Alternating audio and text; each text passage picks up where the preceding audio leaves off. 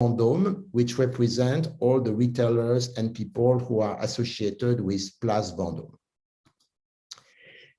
Because they are brands, destinations also have a life cycle, and they must evolve to stay relevant. Otherwise, there is a common, similar trend that destination brands, after a while, will start to decline. They are becoming a bit old-fashioned, and here it's a delicate moment where the stakeholders must find ways to extend, adapt, rejuvenate destination.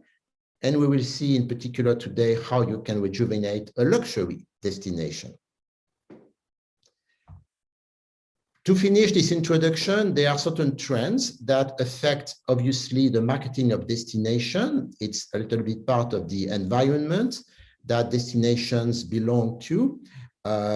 Besides COVID-related travel restrictions, which hopefully will soon come to an end everywhere, but you have, I think, sustainability consciousness, the idea of traveling better, maybe less, but better, and also possibly something interesting, which is going back to local tourism and obviously sustainable destination, green cities, new modes of transportation. I did some videos on luxury trains, and the train you see here is actually quite famous in Asia.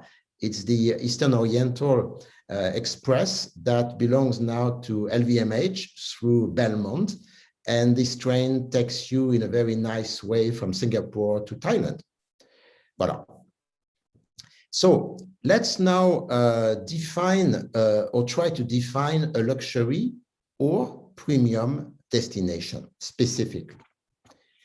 I think you have 5 pillars, 5 key elements which are essential to get to have a luxury destination. I think first and foremost, the destination must have exceptional dream factors. And you see here some pictures with beautiful sea coast. You can guess very nice climate, and these are often very important features. Then you absolutely need luxury hotels, ultra luxury hotels, and often also extremely luxury real estate. Some high net worth individual will not only stay in hotels, but will want to own a great house or property in these destinations. The presence, the support of ultra high net worth individual and also jet set. It's not exactly the same because not all ultra high net worth individuals are influencers, but some jet set rich people are also influencers. And we will see that their role is very important to develop a luxury destination. Then the people who will enjoy visiting these places, of course, they have aspirations. So the presence of luxury retail, luxury lifestyle element is often a must. And last but not least, art, culture, sports events. And maybe you recognize here a picture of the Formula One in Monaco or the red carpet at Festival de Cannes. These are elements who, of course, contribute to the legend of these places. Having said that, I think beyond these elements I just mentioned, to define a luxury destination, you must also realize that it should convey social status and prestige, a little bit like a luxury brand, actually. And in the same way, it's often a place where the ownership of a house is perceived as a privilege. So there's a form of pride in being able to say, you know, I'm a stakeholder there. Generally, of course, it will generate very high real estate prices. There is also this idea of a place which is safe, secure, a place that has this power to attract rich investors who are going to fall in love with it, and very important element we will see. And then because some of these rich investors can become sponsors, the authorities can also sponsor and improve street and public realm to make the destination more beautiful. So like for luxury brands, like for luxury hotels, it's really an emotional investment for ultra high net worth individual when they decide to come here, to invest here.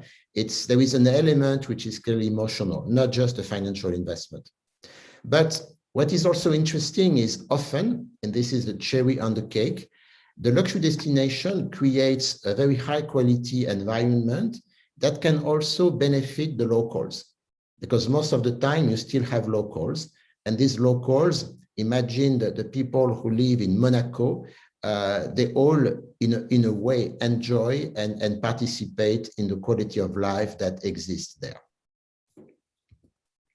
So I will focus a little bit on that one, because all my research, and I did a lot of research on that topic, shows that often a key factor at some point in the building of a luxury destination is the fact that rich investors are going to fall in love with it, and then will start to sponsor and contribute to making it even better.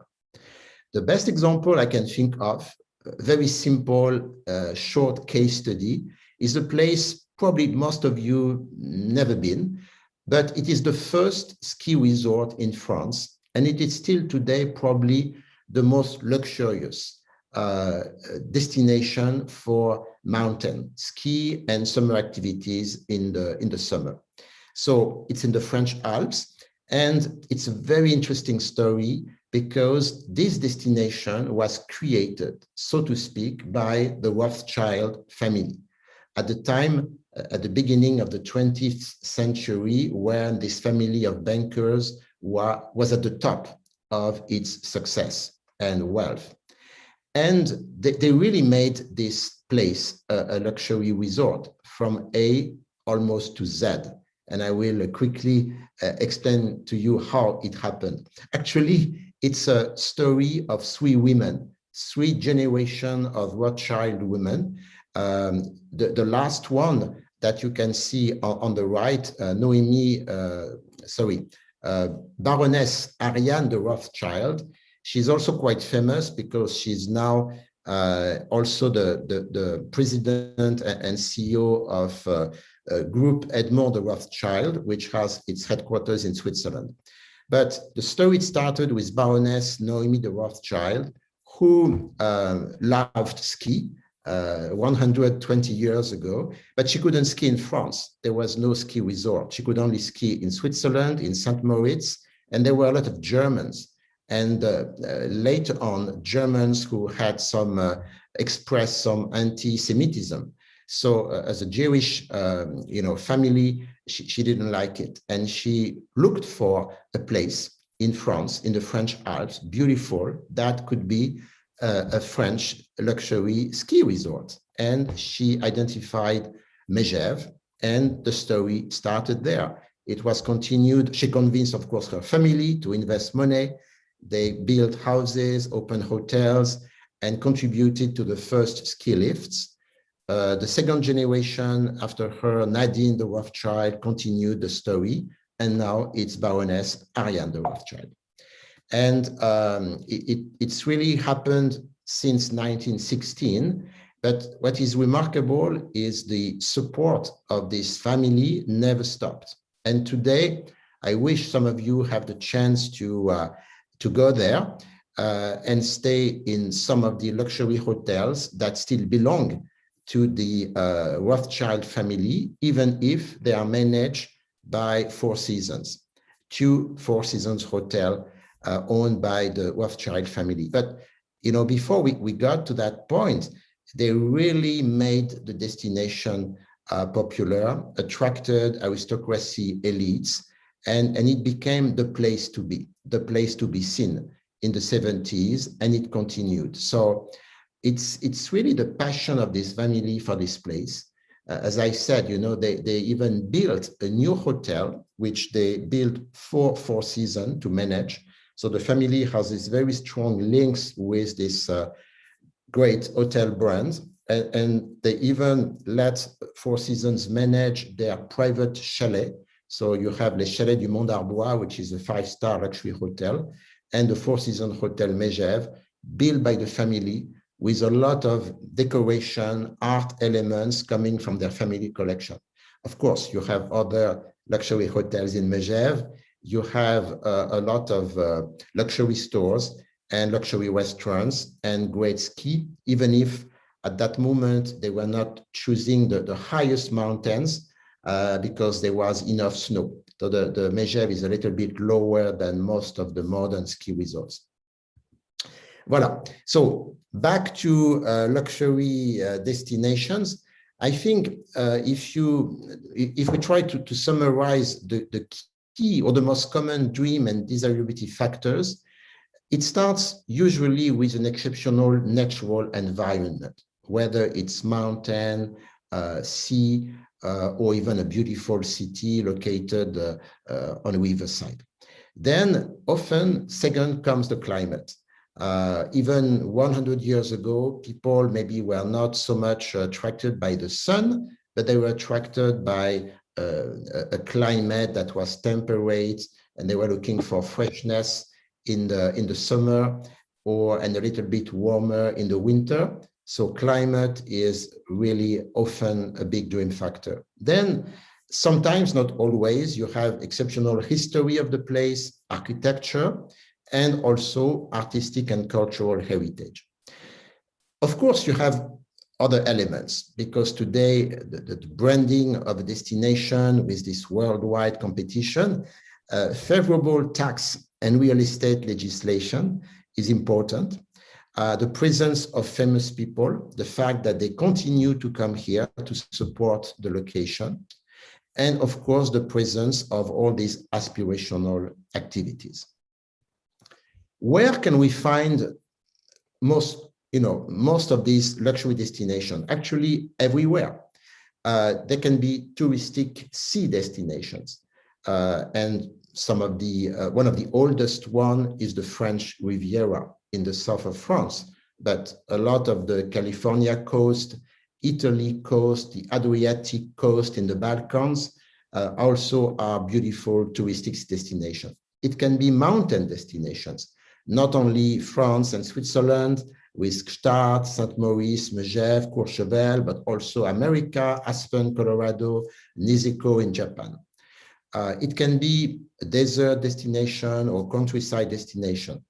It can be a secluded island, and there are many of them which are considered today as luxury destinations.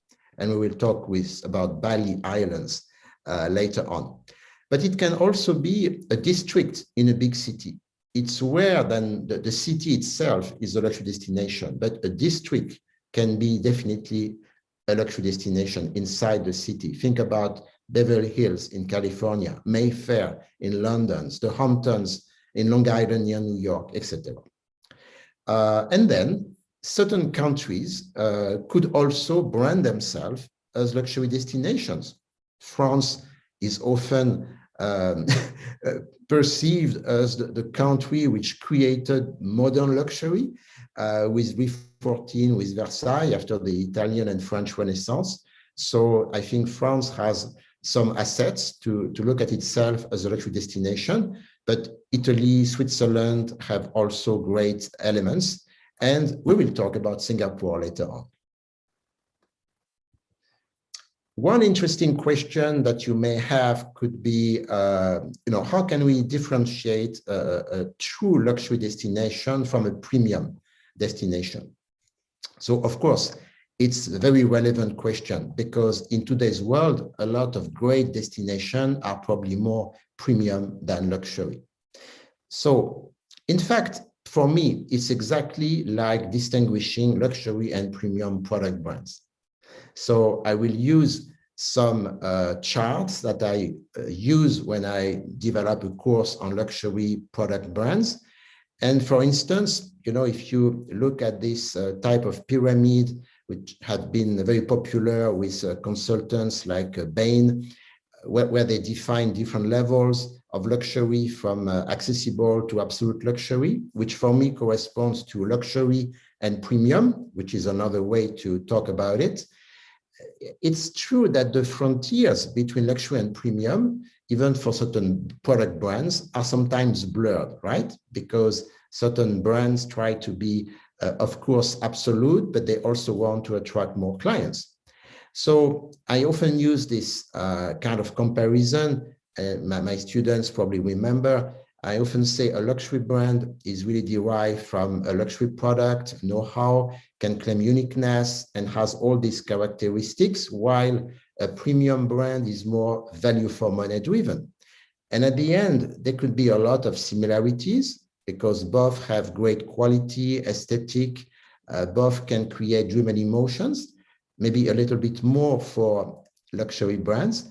Where they really differentiate is on price, for instance, and also on the rarity, the scarcity element, which is a must for luxury brand, which is not an issue for a premium brand. And also the fact that luxury brands are more unique and premium brands are more comparative. And here positioning remains important. And they follow a marketing of the demand, while luxury brands tend to focus more on creating an exceptional offer. So if you apply this analysis to luxury destination and premium destination, it works.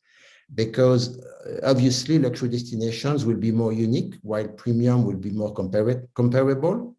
The word exceptional should be kept for luxury destination.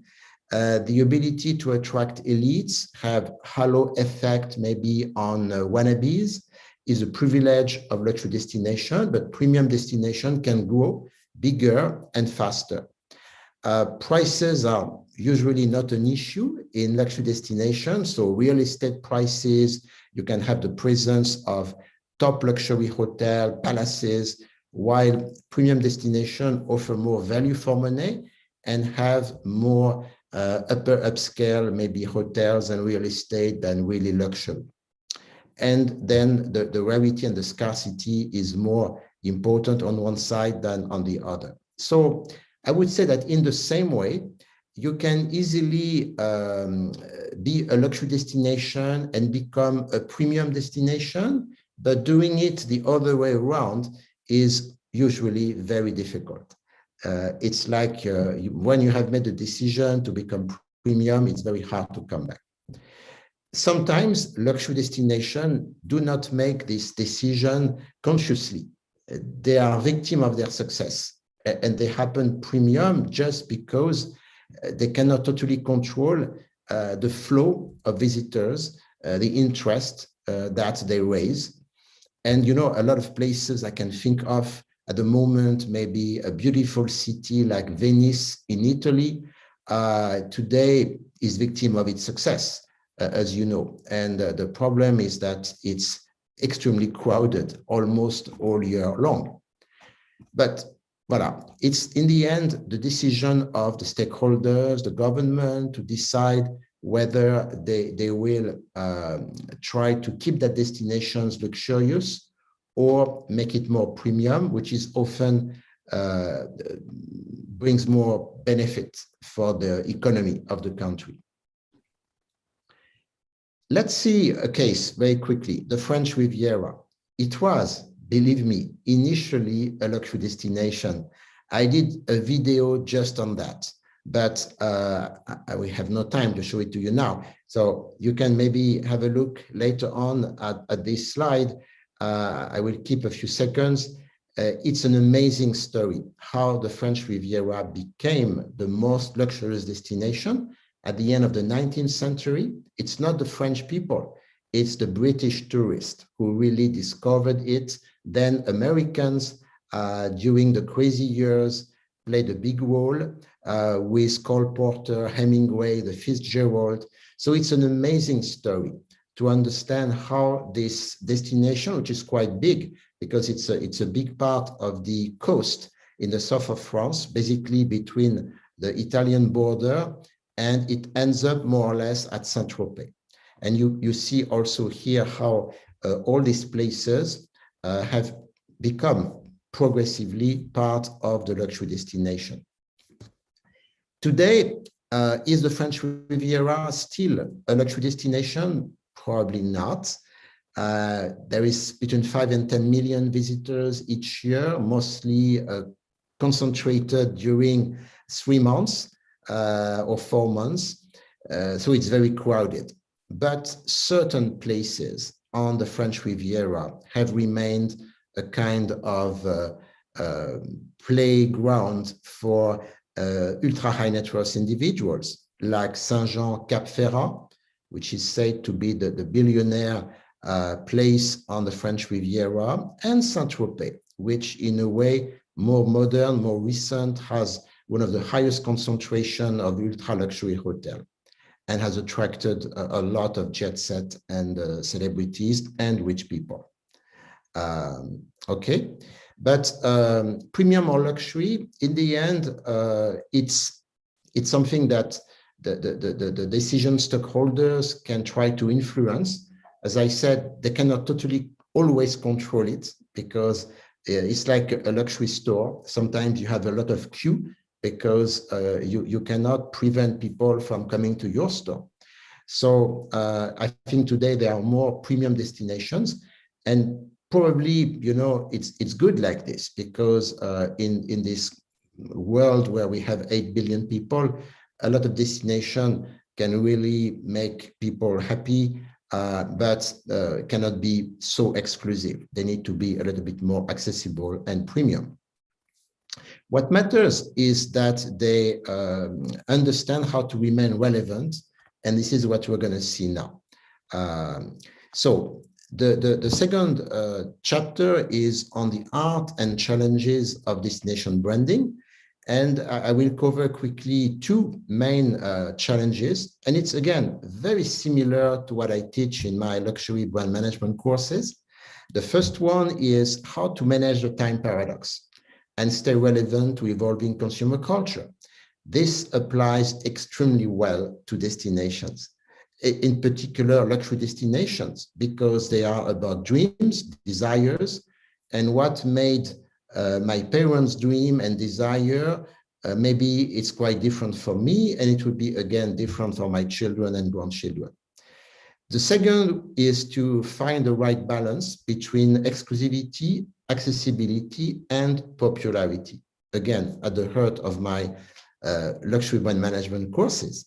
And then there is the specificity of rejuvenation of old-fashioned luxury destination that may have become irrelevant, but how to rejuvenate them. So for the first point, you know, I would like to show you something interesting.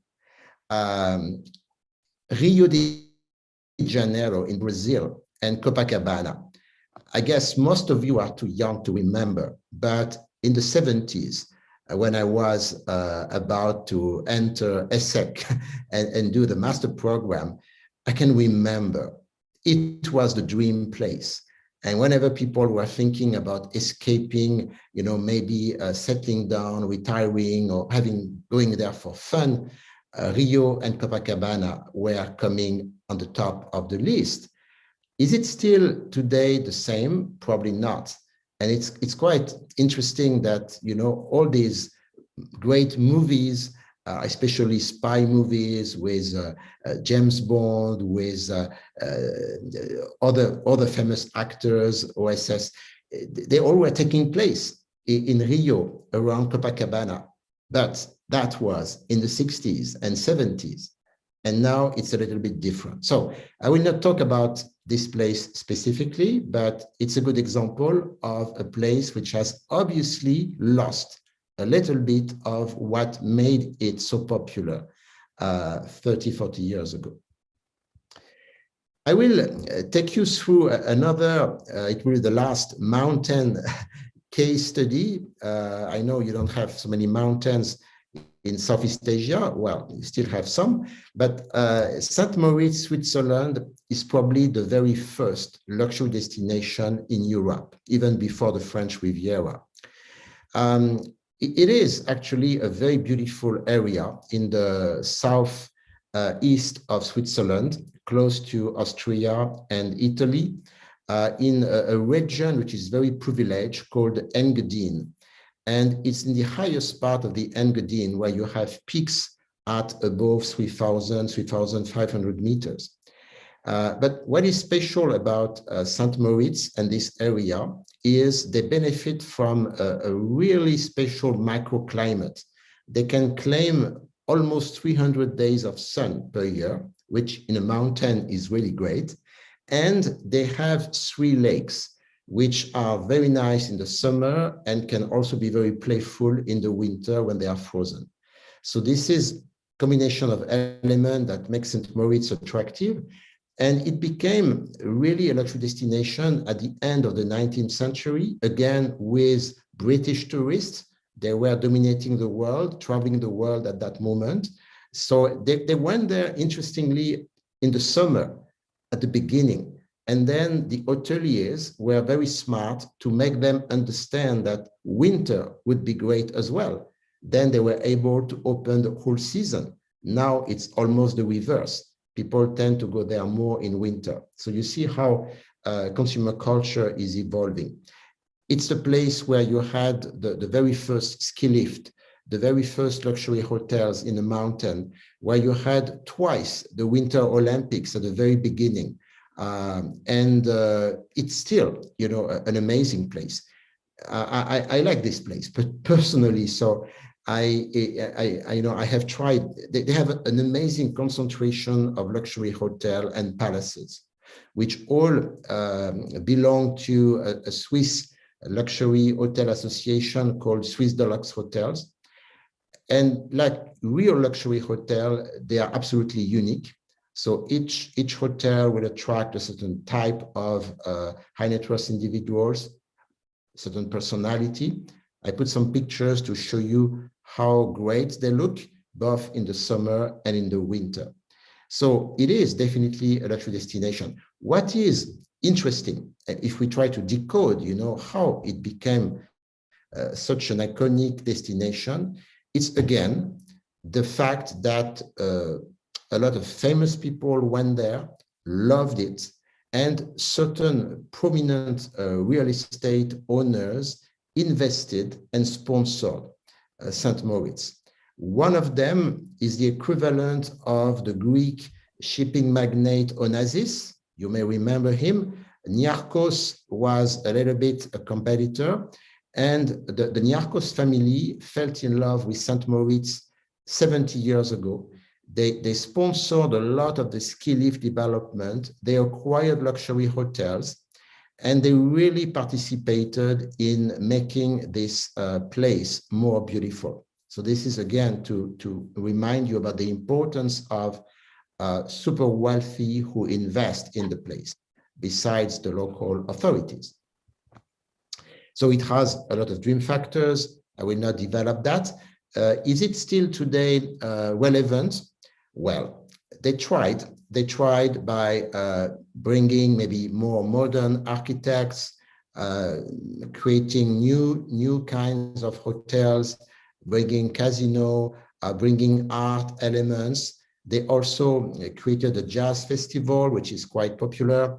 They have very, very unique activities in the winter, horse races on the lake, polo, and car races, etc. Does it mean that St. Moritz is still as desirable today as it was 50, 60 years ago? Probably not. Probably not. I think it has partially lost its lure. And I should say that there's a couple of reasons that we can identify. But clearly, it doesn't make young people dream so much. When I talk to young, even rich kids in Switzerland, they are not going to put St. Moritz at the top of their list.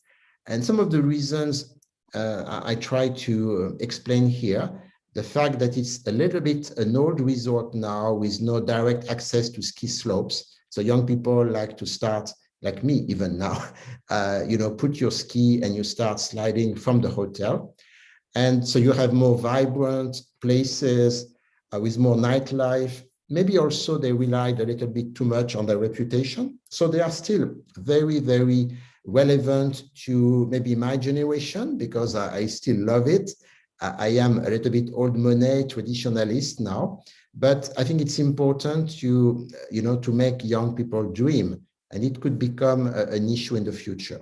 However, if you go there, you cannot not enjoy it, because they have absolutely exceptional surroundings, and this will never change. This will never change, and the weather.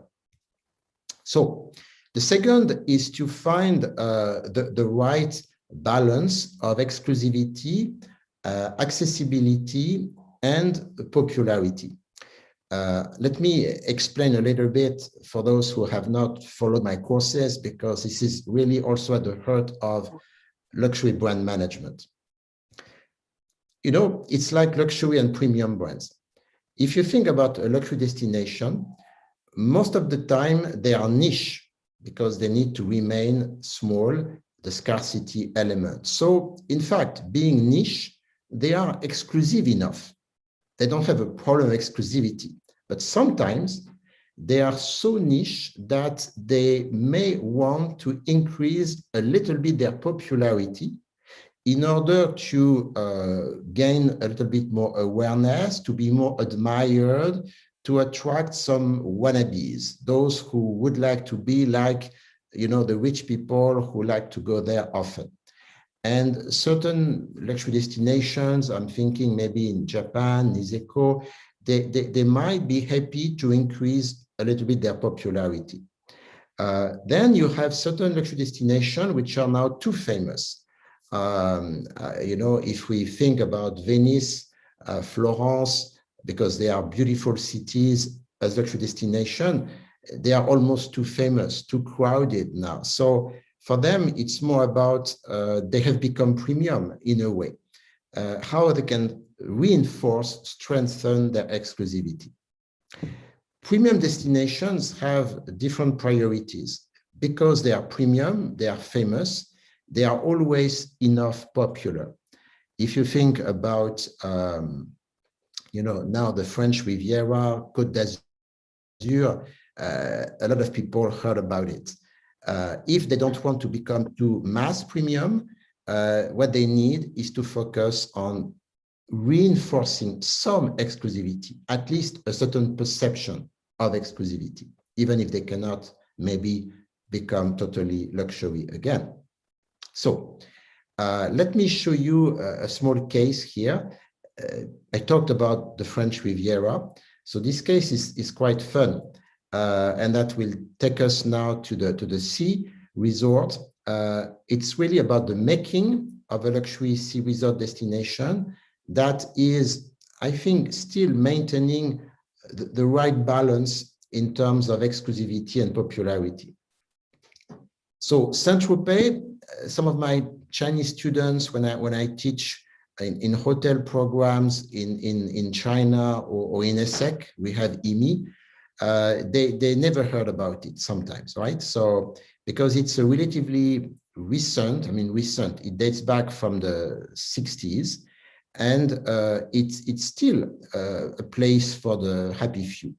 So it's not necessarily a place that comes top of mind. But it's a very interesting story because it has a long history. It existed for a while. It was a fishing village as often, but everything changed in the 60s. Before, it was just like a place a few people knew, liked it.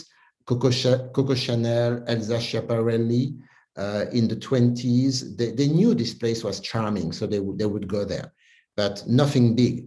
And it's really the new wave in the cinema, the music, the yeye, which made it popular. And it became immediately endorsed by the jet set.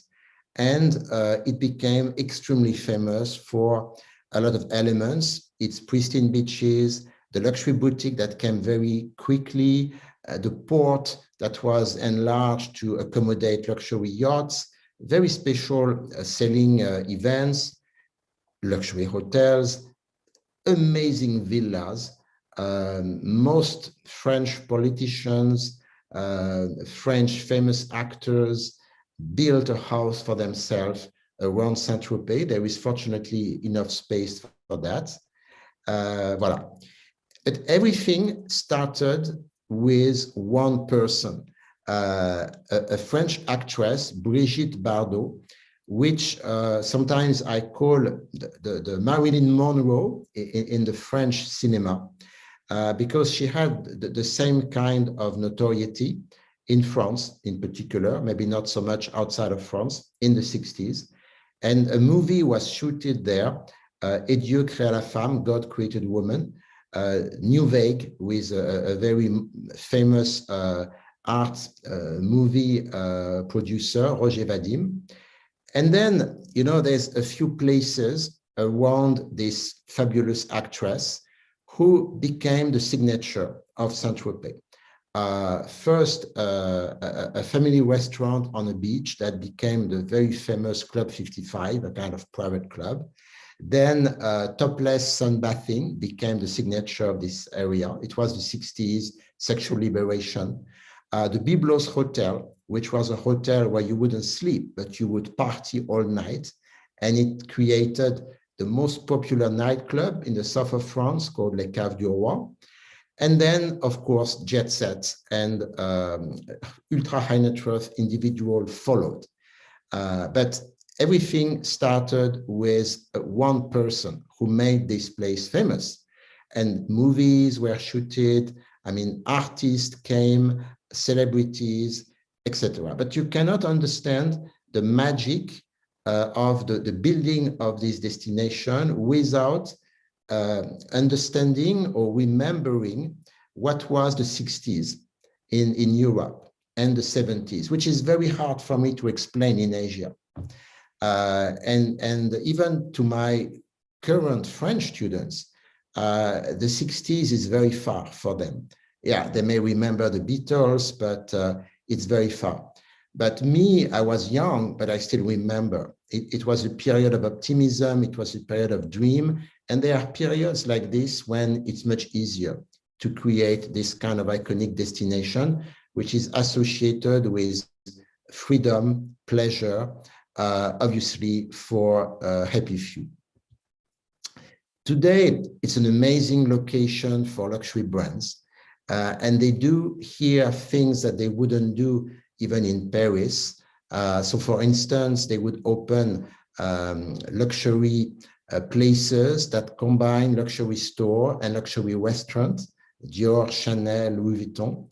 I think Louis Vuitton or Chanel has regularly pop-up store on luxury yachts.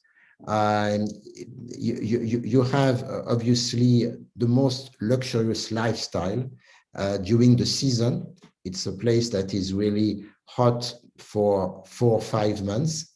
And you have this beautiful race called Les Voiles de Saint-Tropez, which brings very old yachts. So it's a place which has a lot of dream factors, really.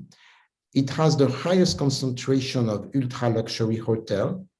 I mentioned to you the fact that France developed this Distinction Palace, which recognizes the most luxurious hotels in France, not only in Paris, in terms of dream factors and luxury service. And 4 hotels in this relatively small resort of Saint-Tropez are classified as palaces, including one that was opened by LVMH, Bernard Arnault, the Cheval Blanc Saint-Tropez, and the Byblos, of course, which is still there, and some others. Iconic brasserie, the place to be seen, a little bit like the Fouquet's in Paris, Sénéquier in Saint-Tropez, the Cave du Roi, which remains a place to go once to understand what means really a nightclub. So is Saint-Tropez still relevant? Has it maintained the right mix of exclusivity and popularity? Isn't it too accessible? No, it's not too accessible. Prices are very expensive. And this is what my French students complain. So it could be a barrier, maybe for some young people. And is it still relevant? I would say yes and no. You cannot always be relevant in the same way, because the excesses of the nightlife and the sexual liberation of the 60s and the 70s is not relevant anymore today. I mean, it's past. This kind of decadent parties where everything was possible, it's not possible anymore. So the place has to find new dream factors. But the beauty of the coast, so we always go back to the natural environment. Also, it's big enough that you don't feel crowded. The fact that you have enough land so that many billionaires build for themselves luxury houses with quite big land is one reason that keeps Saint-Tropez successful. When so many people have a house there, this is the key. It's not only about luxury hotel, it's about luxury real estate. And the fact that all these famous people still go there, it attracts wannabes. So it brings a little bit more business to the place, because some people may not stay long, but they just want to know what it is to feel close to these exceptional people. So, however, voilà, it's maybe a little bit less attractive to Gen Z. It has the syndrome of being not only maybe too expensive, but also the place your parents liked. And you may not like the place your parents liked. But I think it's still clearly a luxury destination. So now the point about aging, it always happens. So how to relaunch, rejuvenate a past destination? There is a very interesting case. We are getting now closer to Asia. So I'm going to take you a little bit east, and we will make a stop in Montenegro. There's a small country which was part of the Yugoslavia, but after the war and the fact that Yugoslavia was separated in different countries, was reborn as an independent country, Montenegro. So what is interesting is the region is very special for geopolitical reasons, but also because of the beauty of the Adriatic Sea and coast. So it's the Balkan. And then it became part of Yugoslavia. And this played a big part, actually, in making it a luxury destination, interestingly. And then now it's obviously an independent country, Montenegro, which has chosen to brand itself largely as a luxury destination, contrary to some other countries around, which try more to attract mass tourism. So what is the story? Well, first of all, Montenegro, when it was part of Yugoslavia, was really a luxury destination, basically in the 60s, 70s, until the war. And when the war came, people forgot totally. They suffered airstrikes, trade sanctions, because they were close to Serbia. So everyone forgot that destination. But Montenegro, as you can see here, had beautiful natural scenery and a very beautiful part on the Adriatic coast. So the story is always about people. And here, the story is about the previous ruler of Yugoslavia, Marshal Tito, who was on the eastern side of the Iron Curtain during the Cold War. But Marshal Tito had always some independence towards the other communist regime and the Soviet Union. And he had personally a huge appetite and taste for luxury. So he really made Montenegro a luxury place, and he chose a very privileged area in Montenegro, which is called Sveti Stefan.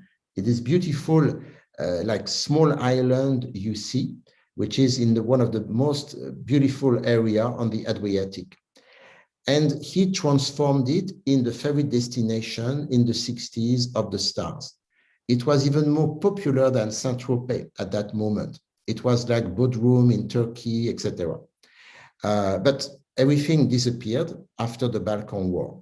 And it's only in 2007 that the new government of Montenegro decided to brand Montenegro more as a luxury destination globally, and also to use Svetistefan as the symbol of how luxurious a destination Montenegro is.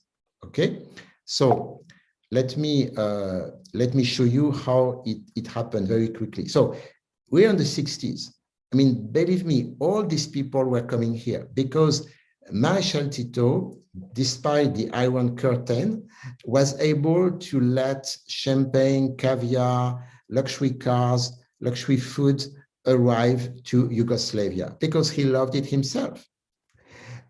So his own personality, his taste, you may not know, but like often dictators, because he was also a form of dictator, they can have a true appetite and taste for luxury that he developed. He had his own trains, luxury train. He had 20 palaces, a fleet of luxury cars, beautiful furniture, etc.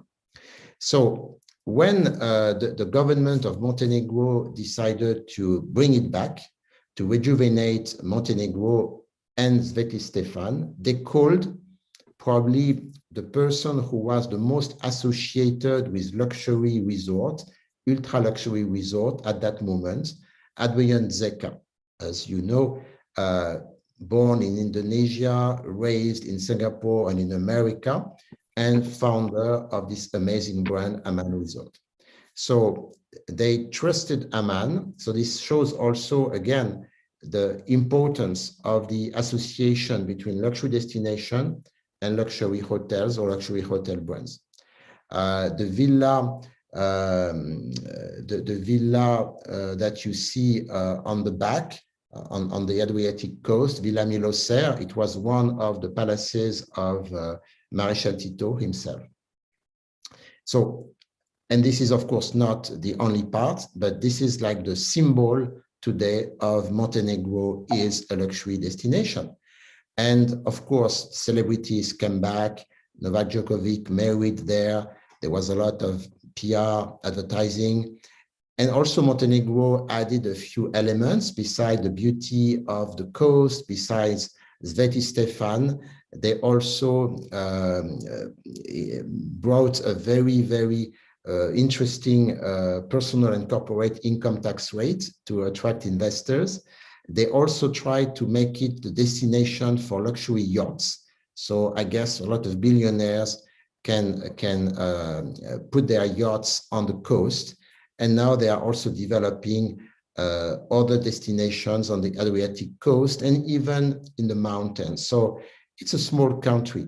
And it's interesting because it's really a decision of the government to brand it as a luxury destination, to not attract mass tourism.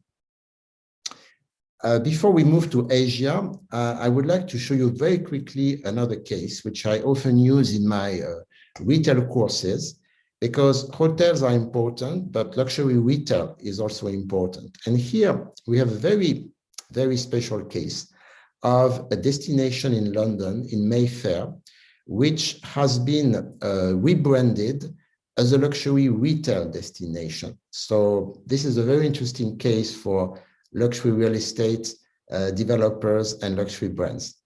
First, this street, because it's a street, Mount Street, is part of Mayfair.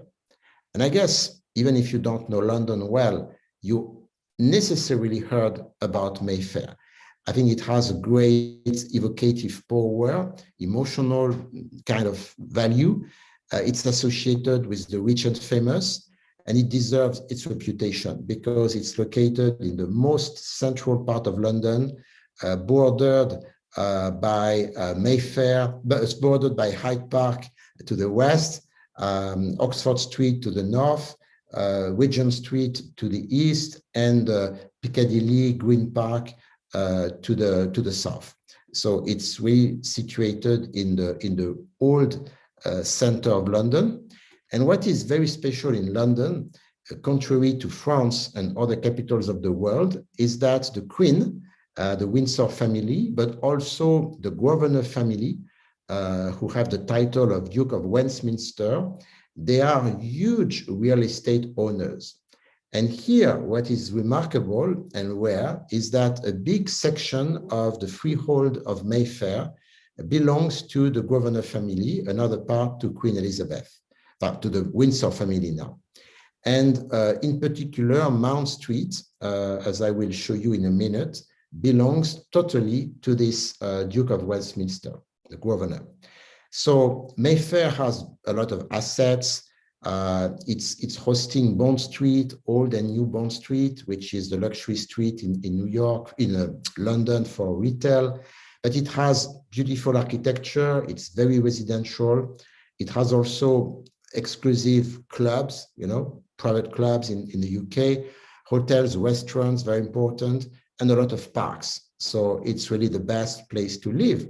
But this Mount Street was a little bit lost in the middle of nowhere because it was in the center of Mayfair, a little bit far from the traffic, from buses and metro, very residential, but very quiet. And all real estate people, they would like to see the price of the land increase. How you can increase the price of real estate? It's to attract more rich people and to attract luxury brands, luxury retailers. So this case is very interesting. Many people didn't really get it, but this Duke of Westminster, who has a real estate company, with his team, they developed the branding of Mount Street to attract here niche luxury retail brands, to offer an alternative destination to Bond Street, which was too expensive, and not all luxury brands could afford to go there. Mount Street, in fact, is in the middle of nowhere, but it's in the middle of a beautiful environment. It has its own gardens, Mount Street Gardens. It's next to Grosvenor Square, Berkeley Square, not forgetting Hyde Park and Green Park. It has the highest concentration of luxury hotels that can be reached, I often say in my retail courses, by feet in less than 10 minutes walking distance with high heels. And among these hotels, you have the Millennium Mayfair, the Claridge, the Ritz, the GW Marriott, of course, the Dorchester, which is at the end of Mount Street, and the Connaught.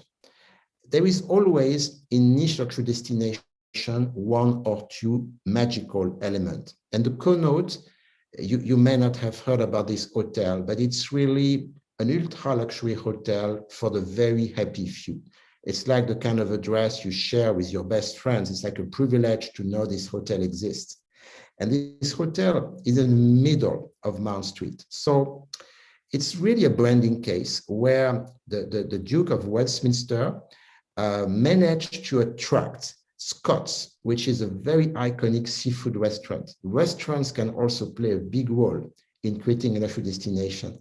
Then he encouraged the owners of the Connaught to undergo a huge renovation and to make it shine again.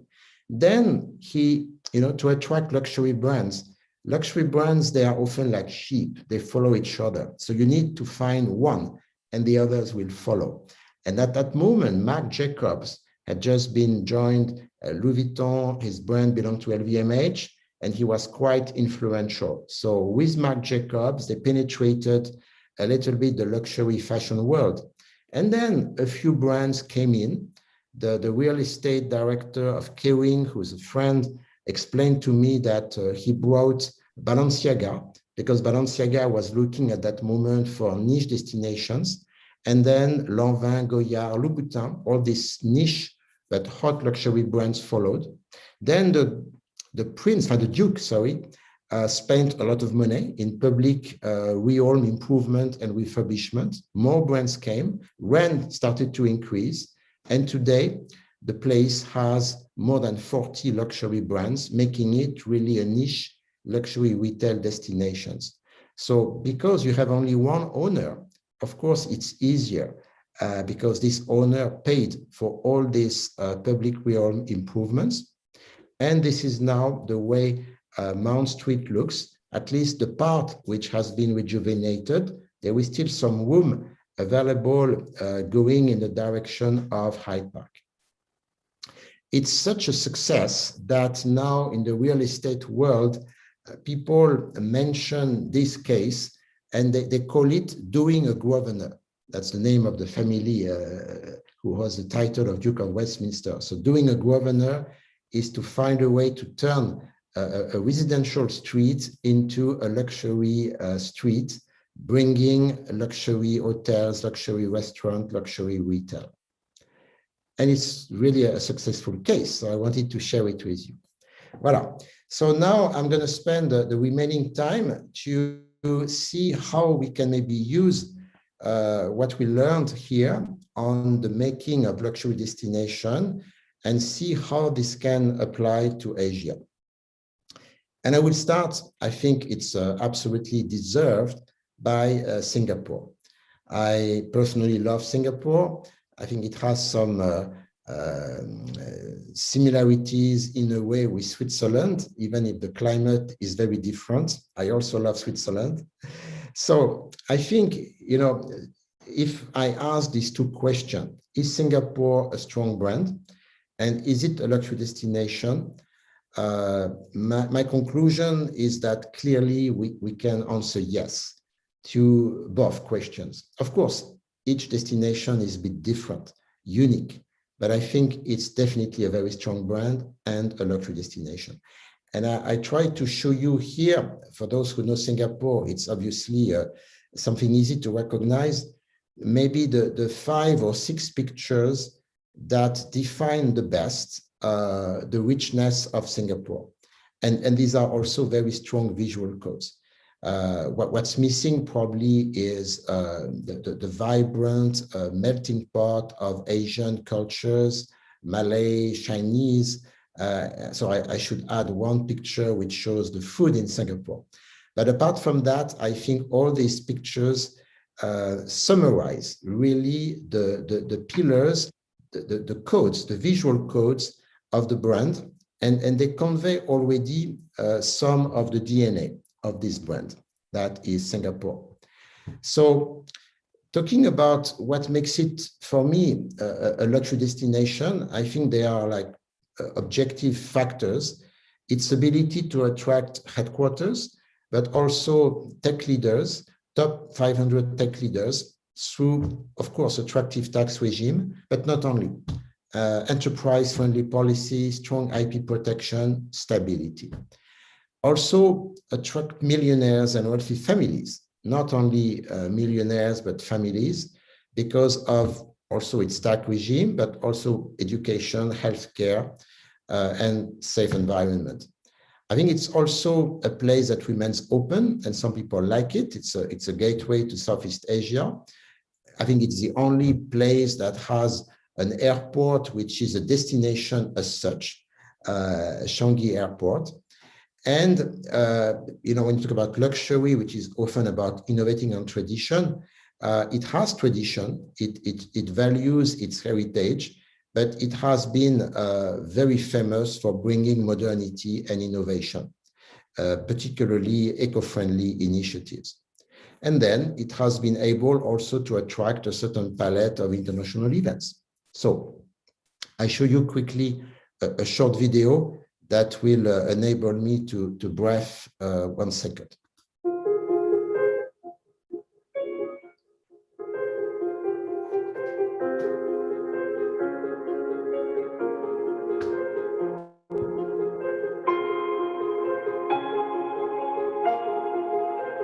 We're here in Singapore, shooting the 3rd season of Westworld. We talked to an awful lot of people about the future. And there's a great quote from William Gibson where he says that the future is already here, it's just unequally distributed. And if you want the future, you've got to go to Singapore. Wow, Singapore now seems worlds away. The architecture is futuristic, innovative, and sprawling. It is such a unique city. One of the things we talked about was not all the features going to be brand new. Some of it's going to incorporate old. For instance, yesterday we shot at the National Gallery. National Gallery, the old Supreme Court, what a place. They retain what was originally, from our British colonial days in terms of architecture and blended with modern, old and new within a single location. A perfect location to be able to showcase, some of our history as well. Shooting in Singapore was like going to another world. They're so advanced in so many ways. So I thought it was an amazing choice to represent what the future may look like. When we received the script pages for a tropical island, the local location team went out and scouted every single jetty possible. But when we finally saw the photos of Pulau Ubin, we realized that that was the perfect location for Bernard's journey. Pulau Ubin is a great place. I mean, it's one of our rare islands that we've retained, that kind of goes back to nature reserve and wildlife. School kids go across to Pulau Ubin, just to have a feel of what Singapore was like as opposed to cosmopolitan Singapore. Chinatown, they retain a lot of the looks of the old shop houses, and that's why you've got the kind of the old and new world side by side. It was really thrilling to be in a place that I had never been to before. It was really cool. It was great. It was great. The Marina wants incredible combination of high-end apartments from this kind of overhangs and pool decks below. It's just a fascinating space. Oh, the food. The food is amazing. I think the crew has had a really great time experiencing the hawker stalls. This is definitely a treat, both to the senses and for our production in general. It's been amazing working in Singapore because you see a lot of beautiful intrusions of nature and greenery upon the architecture. The crews have been fantastic and everybody's worked together really well. It's unlike any other place in the world. The mix of architecture and natural elements is what makes Singapore such a beautiful place. All right. Despite giving me a little break, I hope you enjoy the video. So, of course, beside this, luxury hotel, luxury real estate are never far. So I think Singapore offers also an exceptional concentration of luxury hotels. I remember Shangri-La was born in Singapore, whether you call it luxury or not, but a lot of great hoteliers and hotel owners are from Singapore. You also have obviously all the traditional Western luxury brands which are there.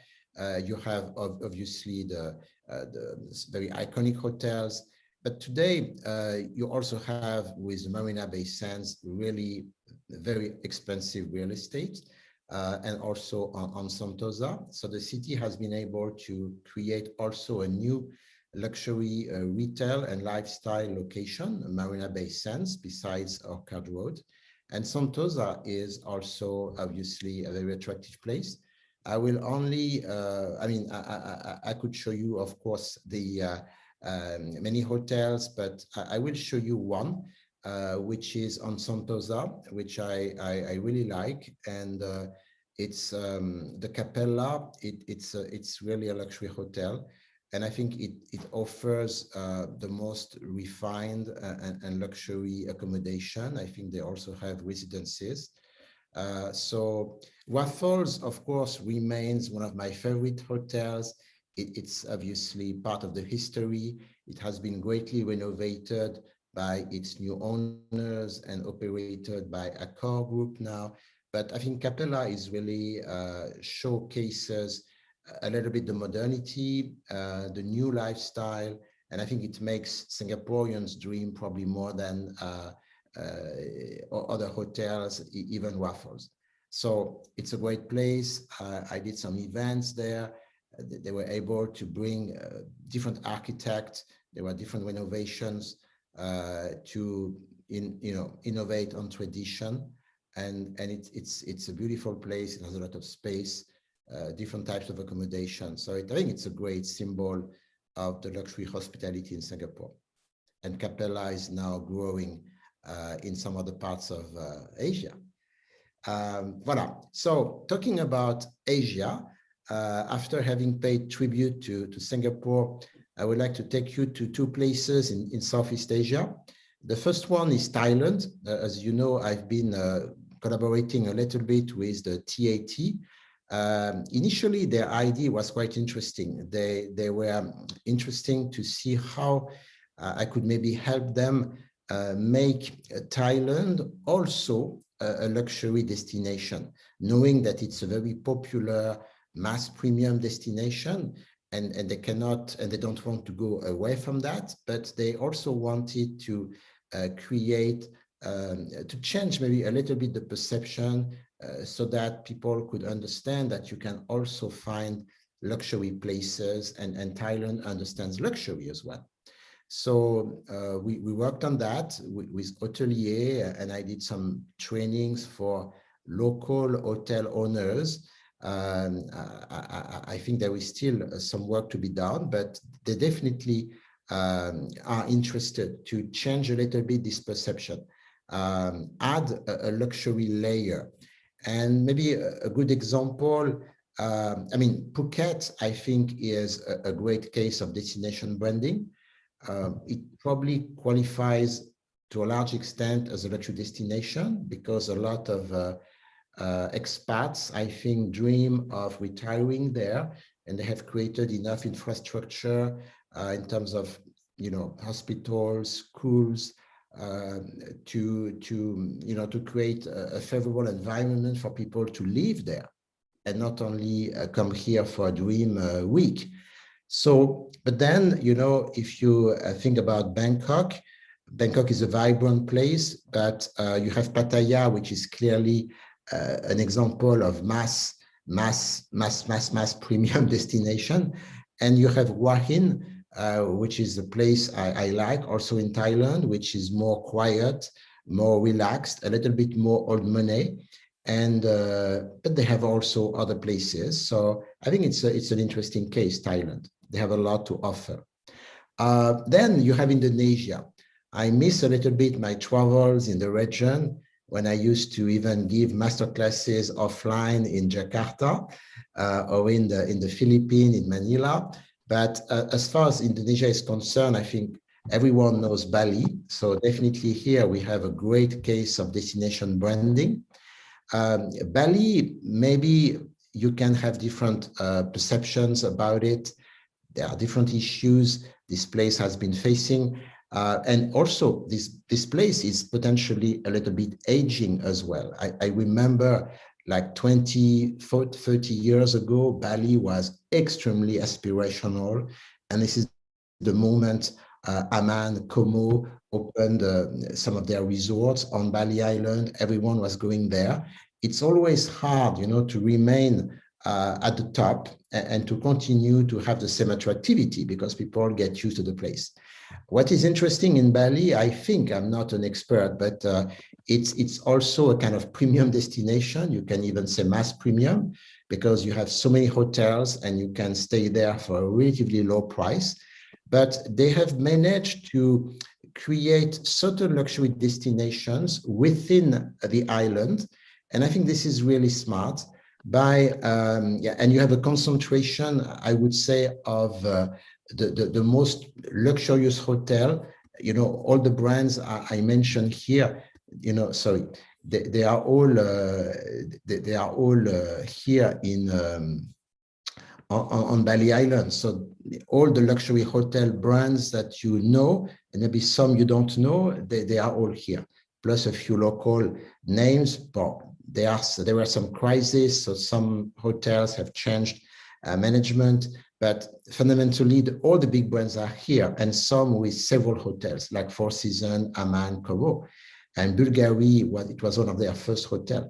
And you have basically two places. One is more for local culture, Ubud, and one is more about beaches. With famous small micro locations, Jimbara, Uluwatu, Nusa Dua, which are on the south of the island.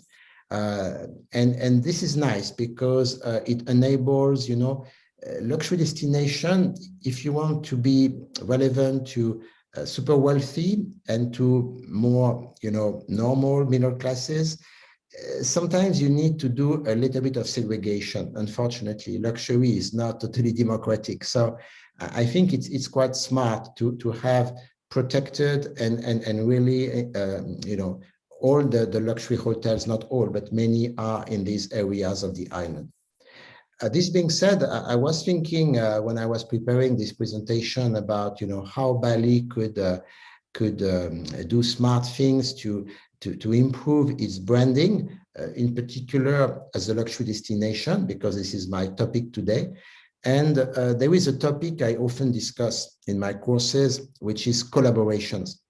And I think in today's global economy, also where people tend sometimes to spend less time and visit different places together, collaboration between destinations can be a smart idea, but not only. So what I think is that a destination like Bali Island could do maybe more collaboration with other destinations around, with, of course, fashion and jewelry brand and designers, famous architects. They are today the new stars in the hotel world. So having very famous architects redecorating certain hotels there, associating their names like Jean-Michel Gatti with the island.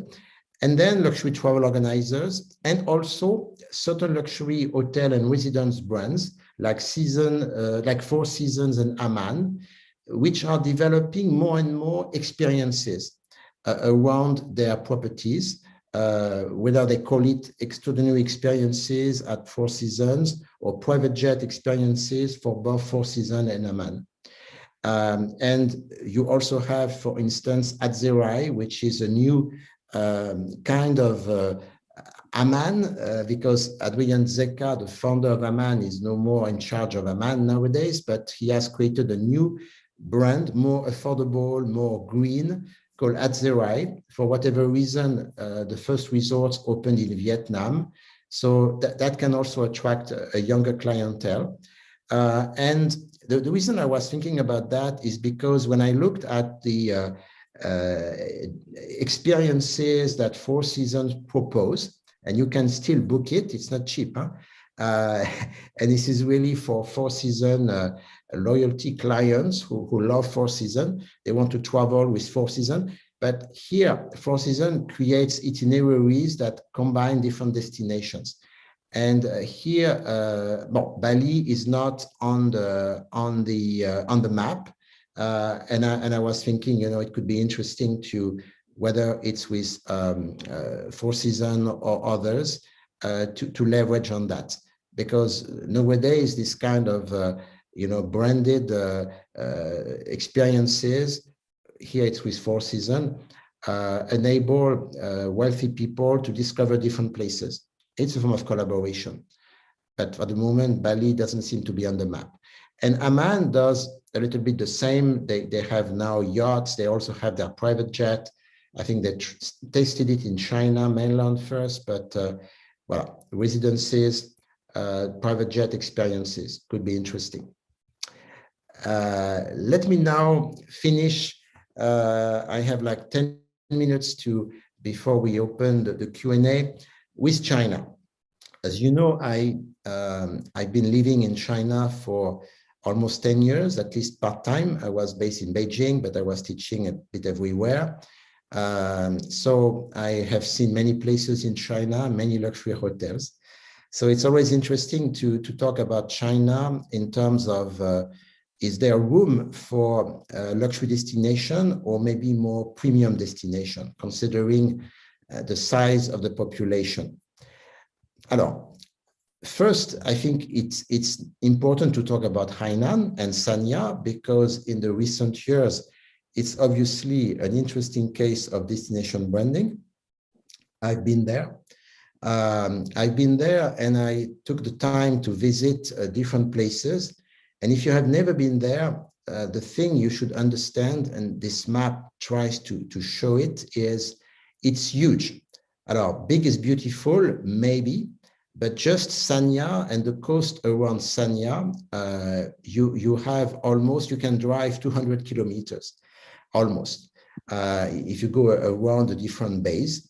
So that could be an issue in the sense that, I mean, it's like Bali in a way, and Bali is quite big.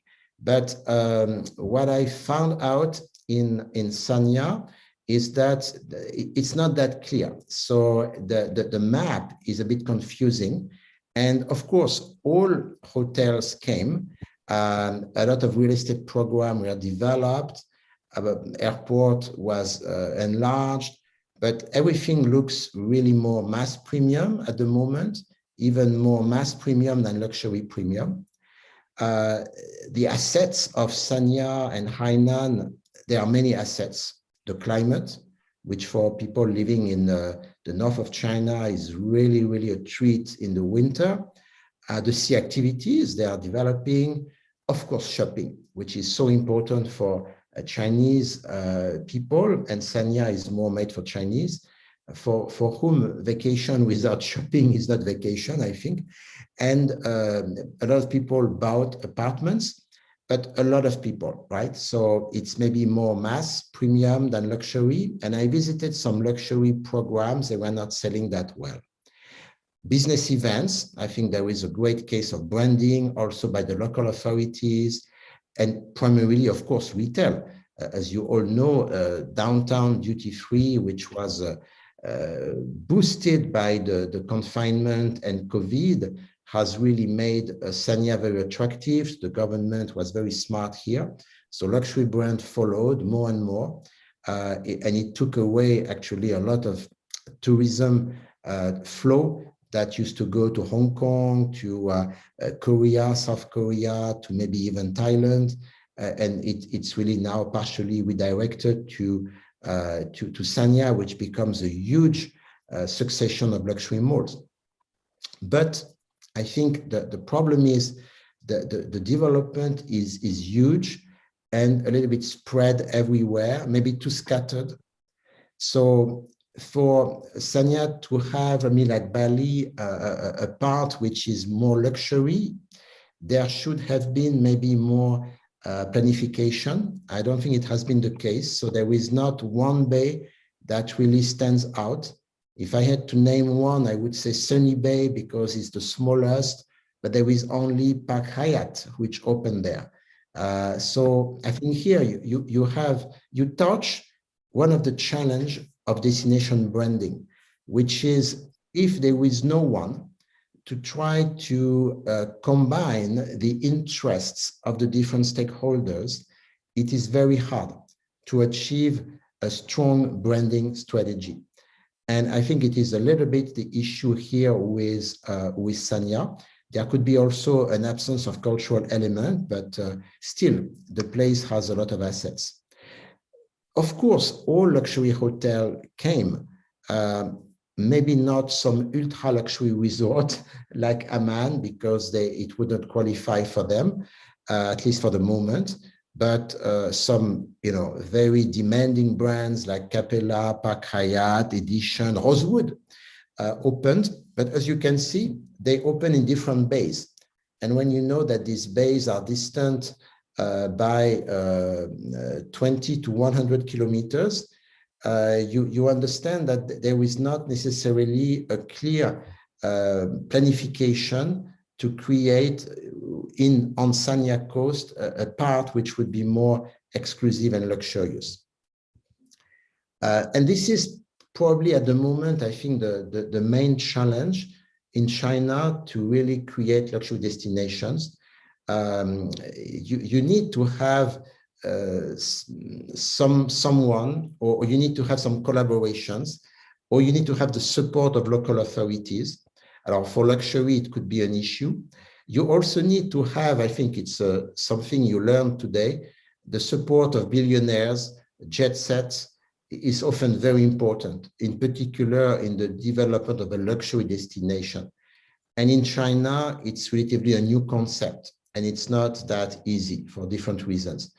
And I think investors in general, it's like for luxury, they are more attracted by mass premium, even if they talk about luxury, because you can do it faster and they don't necessarily have the patience to build a destination over a certain amount of time. So mass premium generates higher and faster return on investment. There could be also some political uncertainties around real estate. So I think at the same time, the potential is there. When you travel to China, they have some of the most scenic places. And I could create 10 slides on all beautiful places. I didn't have space to talk about Sichuan, to talk about Xinjiang, but just, these 4 places are relatively famous. And as you can imagine, they have a huge potential in terms of culture, in terms of beauty, in terms of climate, often as well. So there is one, my students in Zhejiang University in Hangzhou worked on it, which is Moganshan. It's in Zhejiang province. It's kind of a luxury hideaway for Shanghainese. And some people speculate that Moganshan could be the Hamptons of China. So a little bit like the Hamptons for New Yorkers. Alors, I think it has the potential on one side because of its history, because of the beautiful scenery, the nature, all the natural activities. It could benefit from the eco-friendly trend. But at the moment, I think it's still very limited. It's still very limited despite all the things Moganshan can offer. And I actually discussed with the owners and the investors behind an eco-luxury resort called Naked. I'm sure you heard about it, maybe if you know China. So Naked, it's a very small luxury resort brand founded by, it's a couple, so a mix of Western and Chinese, and they believe in Moganshan. So they have 2 beautiful resorts there, Naked Stables and Naked Castle. I think they are doing a great job. But at the moment, people would come here mostly for weekends, and they need some corporate events to fill the hotel during the week. And there is not enough attractions around for the moment to make it really a destination where people would spend 1 week, 2 weeks, or where people would invest. So there is still a long way to go, I think, to make it something comparable to the Hamptons in New York, even if it has the potential. And it could leverage on Shanghai and Hangzhou. It could be the place where there's a lot of wealth here. So I think in China, from my analysis, the challenges to build luxury destination is first, luxury can sometimes be connotated a bit negatively, and luxury destination branding is a new concept. I love ski, so I put a lot of attention on the development of mountain resorts. And I even talked with some agencies involved in the promotion and the development of these new resorts, like all the Beijing Winter Olympic resorts. I visited Changbaishan in the north of China, close to North Korea border. And I realized that a lot of things are still missing. I mean, things take time, but at the moment, for instance, if you go to these new resorts created for the Beijing Winter Olympics, what you can do basically is ski, and you can sleep and eat, and just, it's all about ski. So there is still a long way to create something beyond ski, like we have seen with St. Moritz, with Megève, and other places, even Niseko, Aspen in Colorado. You need to also develop summer activities. You need to develop other winter activities, not just ski. Not all high net worth individual will do a downhill ski. Luxury shopping, for the moment, totally absent. Then you need to bring culture, events, infrastructure, and you need to convince people to invest in beautiful residences or chalet. And you need to develop popularity because it's still relatively new. So I think, I'm a great fan. I was a great fan of Club Med when I was young. I used to bring my family there, 4 children. And I think Club Med can really help. So now Club Med belongs to a Chinese group. For soon, And they are, I think, quite successful. So Club Med, they are very good actually at bringing a lot of activities in a place. And they chose to open in some ski resorts. So they can be part of the way to progressively address these challenges. They can help.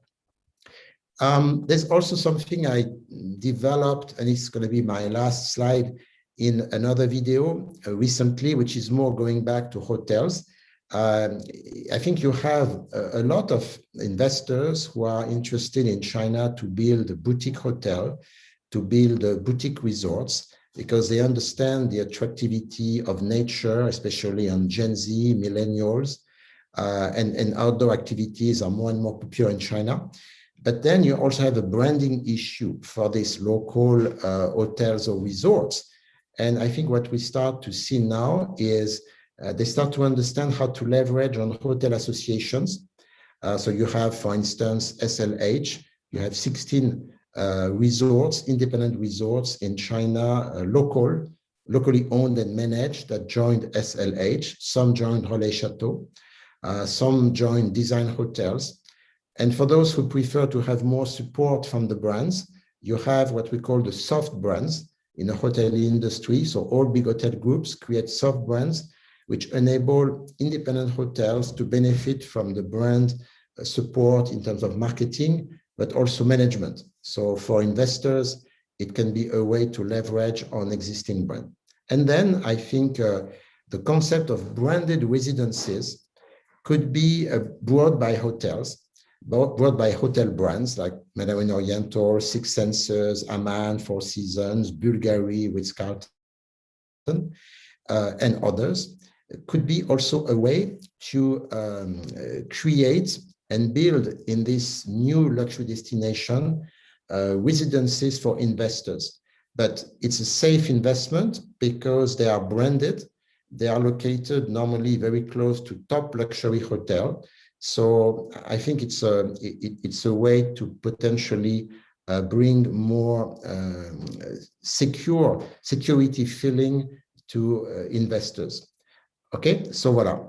I think it will be interesting to see how destinations will grow in China. I think there is really a potential to develop maybe a new type of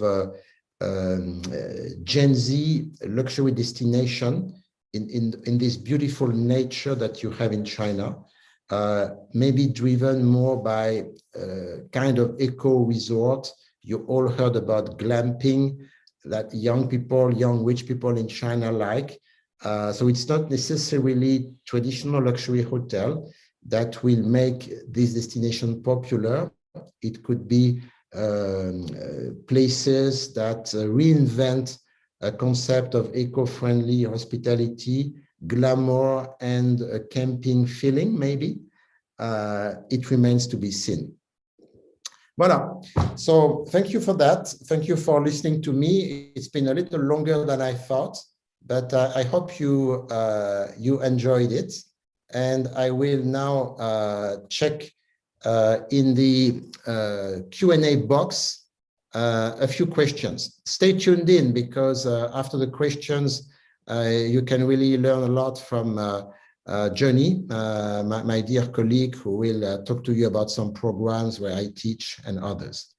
So Angela, who was one of my students, where do you see destination Dubai and Saudi Arabia? Yeah, alors, I showed pictures of Dubai and Abu Dhabi, Angela, if you remember, on one slide, but I did not really comment. Actually, I think Dubai is a very successful case, but it's clearly more a premium destination. And I think the Middle East has learned a lot in terms of destination branding. Abu Dhabi, which is very close, as you know, is obviously different, so which is good because they are more leveraging on something more traditional, maybe more driven by culture. And maybe Abu Dhabi can claim to be more luxury than premium. And Qatar, it's interesting. We will see what happens. As you know, they opened a luxury mall that they called Place Vendôme, which is interesting. And as far as Saudi Arabia is concerned, I think it has a lot of potential. And we have here a government which is really now, which now understands, I think, and wishes to brand Saudi Arabia. So to encourage, of course, local brands to grow in the field of fashion, jewelry, hotels, but also to make Saudi Arabia in the future a very aspirational destination. It has some beautiful places in the desert. I'm in contact with one Saudi brand. So, voilà, but it remains to be seen. It's a big country, so they can do both. They can create some premium and luxury destinations. I have a second question from someone who says, could we get a screenshot source of the premium and luxury pyramid? Yes, of course. You can get it. You can contact me and I will share it with you. Rubal Rati, a great demonstration from the brand's perspective. Could professors throw some light on the topic from the consumer perspective? Specifically, what are the new values consumers see to derive from luxury products or destination? Well, it's true. I had limited time, so I have not done any luxury consumer mapping. I think the answer is, again, very similar to what I would share if I talk about luxury brands, consumer groups. It's very similar. You know, you have different expectations from different groups of consumer. It has more to do with their psychographics than their demographics today. You've got consumers who are more looking for a place to show off, social status seekers. So for them, a destination should make them proud and should make them recognized. So they will not be maybe interested in too niche destinations. While you have others who are really connoisseurs. So when I talk about Amman, as you know, Amman is attracting more connoisseurs, people looking for personal pleasure than people looking for status, because you cannot really show off in Amman. It's there is too much privacy to show off, except maybe put a few pictures on Instagram or WeChat moments. So I think it's a little bit the same for luxury destination. They need to understand to whom they cater. And this is particularly true for luxury destinations. While if you are a huge, I would say, luxury premium destination, it's like certain big brands. They need to basically talk to different kinds of clients, but they need to show often something different while remaining consistent. So in this way, they can attract a lot more clients, and they need to make different groups of clients feel that the brand is talking to them. So I think it's the same with destinations.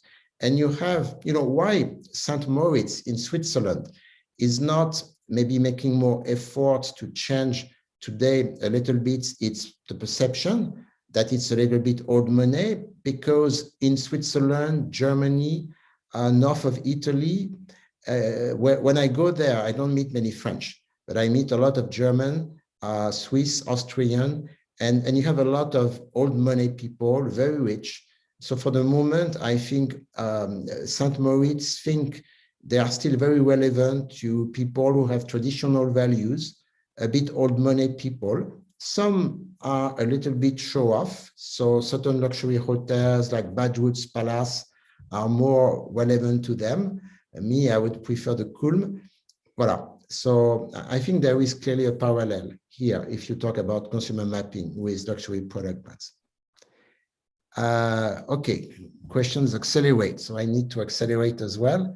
Pramit, can destination be revived over and over again infinitely?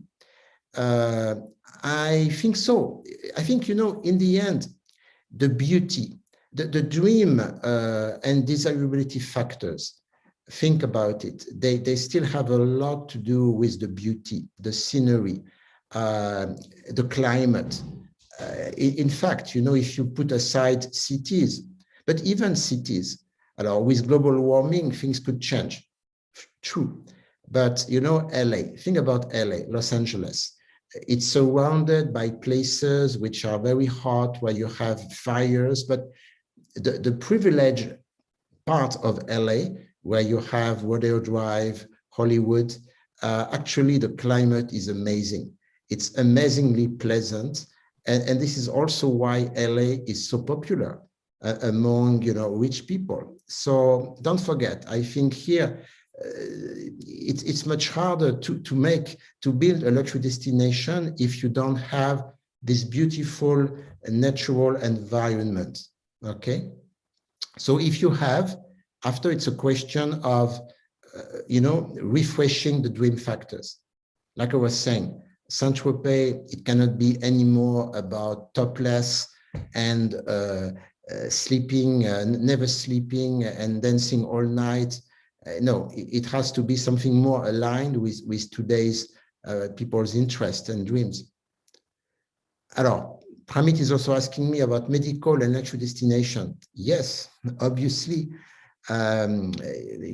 luxury hospital, luxury clinics, it can also participate, I could have mentioned it, in creating some kind of desirability. So if the environment is nice, think about, it's a very old case, but think about La Clinique La Prairie in Montreux in Switzerland. And there are other plastic surgery clinics in Switzerland. I did a consulting project for a luxury hospital or clinic in Thailand, in Bangkok, which is organizing a luxury checkup.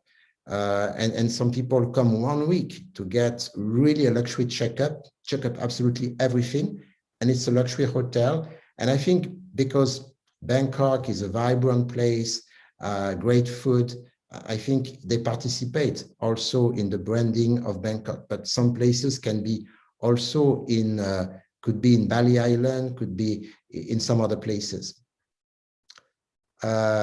Cécile, I want to know what factors make Saint-Tropez a destination where Saint Moritz become. Well, I know, Cécile, I wouldn't say Saint Moritz becomes a premium destination. No, I wouldn't say that. I think it remains a luxury destination, but it's maybe less relevant to young people, which could be an issue for the long-term future. But today, honestly, it's a luxury destination. Saint-Tropez is clearly a luxury destination, maybe even more because of the concentration of billionaires and jet set, much more than Saint Moritz today. And don't forget, billionaires and jet sets, they have this power of attractivity, this concept of wannabes, or want to be close to them, or want to observe their lifestyle.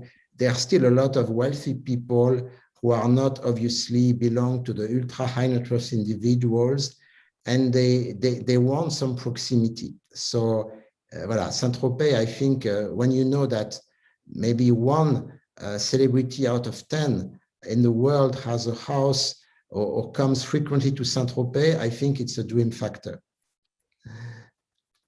Colin, Frank Collin, is Paris a luxury or premium destination?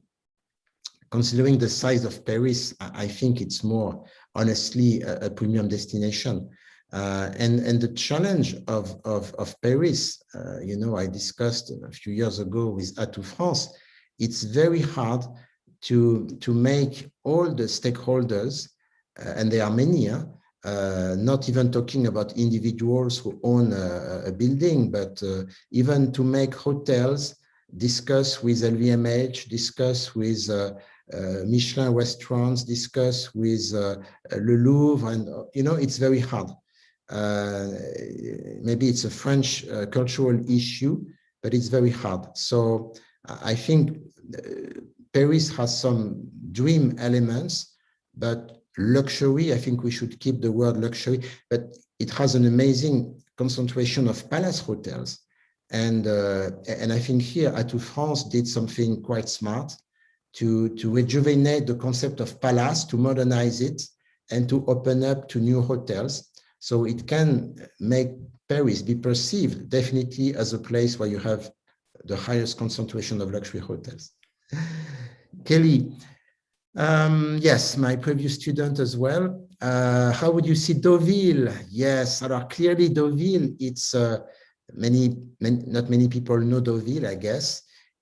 Normandy, I should explain to you, Normandy was 100 years ago as famous as the French Riviera.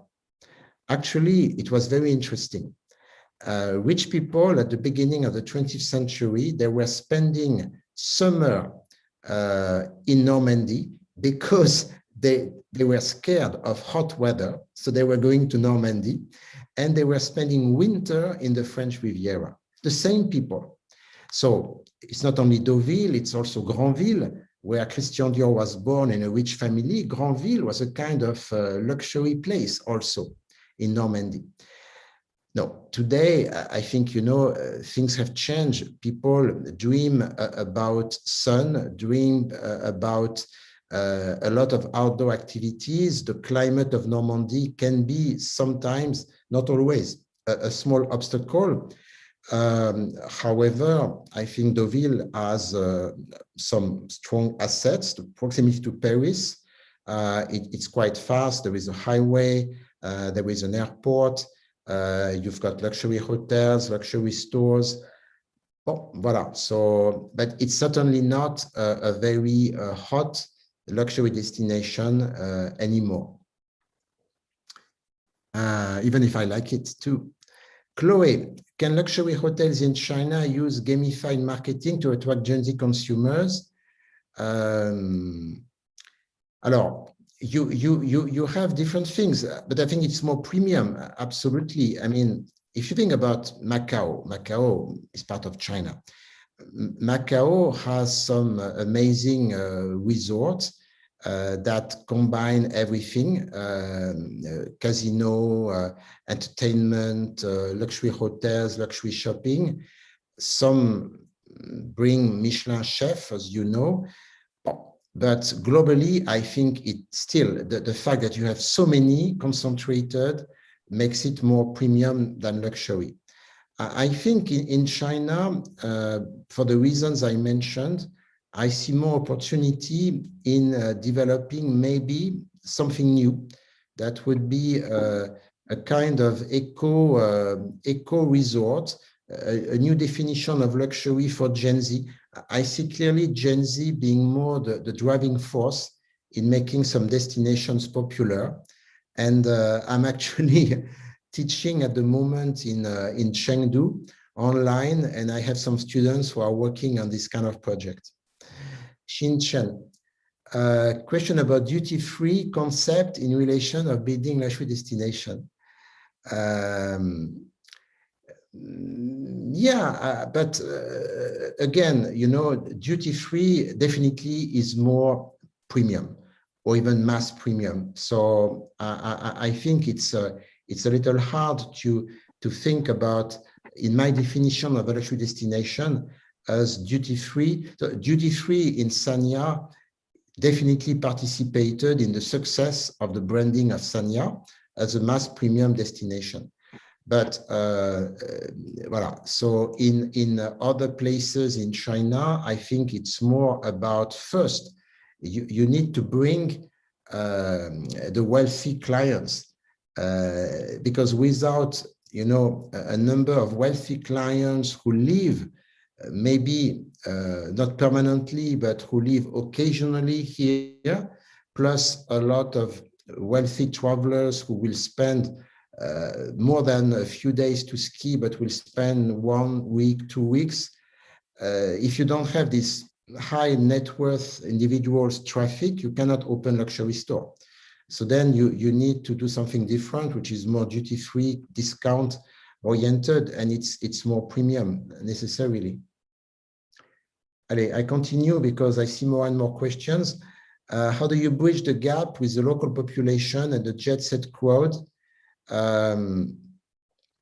Well, Actually, I don't know if you remember at the beginning of my presentation, I explained that in some places, in Switzerland in particular, but not only, what is great is that the locals benefited also from the fact that their place was becoming a luxury destination. So I think it's something very interesting. In China, actually, I forgot to mention, but Naked, they capitalize on that. In the experience they want to offer, it's also about meeting the locals, which is another way to offer jobs and make the locals be part of the development of the destination. So I think it's very positive to integrate the locals and not make them feel like they are the second division. Ryan, Hong Kong. Yeah, Hong Kong is declining. Alors, Hong Kong, yes, more premium probably destination than luxury, even if some Hong Kong people are very proud with some reasons of their city. And there is a lot of wealthy, very wealthy people in Hong Kong, as you know, a lot of extremely rich families, and there is a very big concentration. So here, Hong Kong could really compete with Singapore. But voila, after you have some geopolitical issues that can also affect the evolution of destinations. What else can I say? Joe is here. What about Qatar? Again, I think it's a bit hard. We will see. Because Qatar put a lot of money in opening in Doha this luxury mall. I think Dior has one of its biggest store in the world. We will see how the football World Cup works. Money is important, so it helps to build a luxury destination. After, I hope I will not hurt anyone's feelings, but luxury brands, again, we talk luxury, not premium. I think Doha can become a premium destination, no problem. But luxury, I often say luxury brands, they have a form of brand integrity. And I think it's important, to not just play game with your clients, your visitors.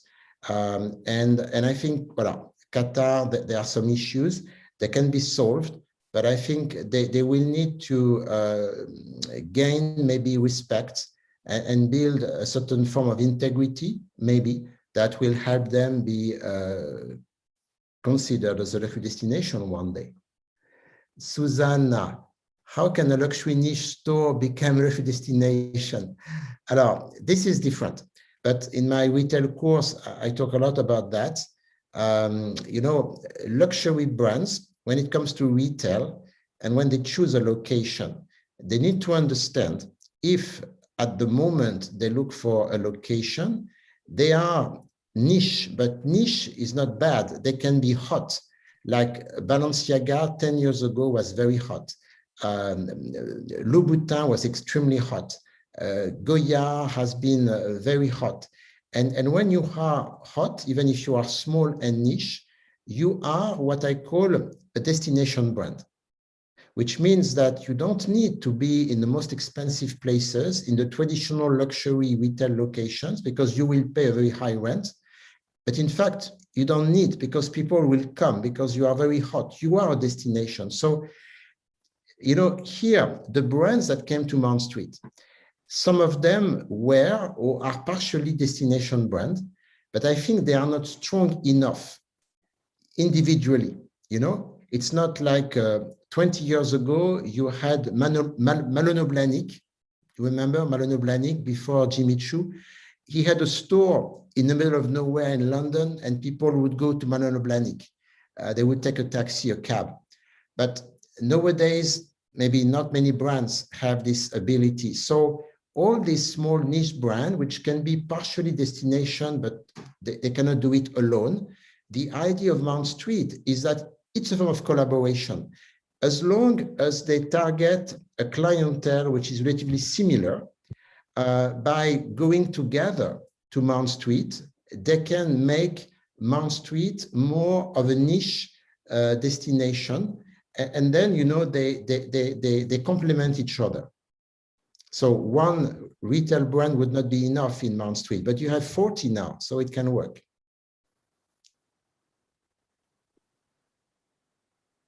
Alors, Cécile, I cannot comment too much on Anaya. I need to do some research, so you can keep in touch with me if you wish, and I will come back to that later. Can you tell us if you see any gaps in Singapore as a luxury destination? What might it lack? Well, Singapore still is a big city, but I think they globally did almost everything right. Honestly, I really have a certain admiration for Singapore. There are certain things that are not totally under their control, which is, when they get some pollution coming from other places or the climate, which could be, could be still be seen as a little hot for certain people, and the lack of seasons. Well, voilà. But what could they do more? Honestly, I think that Singapore Tourism Board does a great job. So I don't have anything that comes to my mind right now. Yeah, and Joao expresses his opinion on Qatar. So listen, I think it's really time for me to let, it's already very late, but please stay with us, stay tuned in, because I would like Johnny to talk to you a little bit about ESSEC. So thanks a lot. Stay in touch. I hope you enjoyed. Bye-bye. Johnny.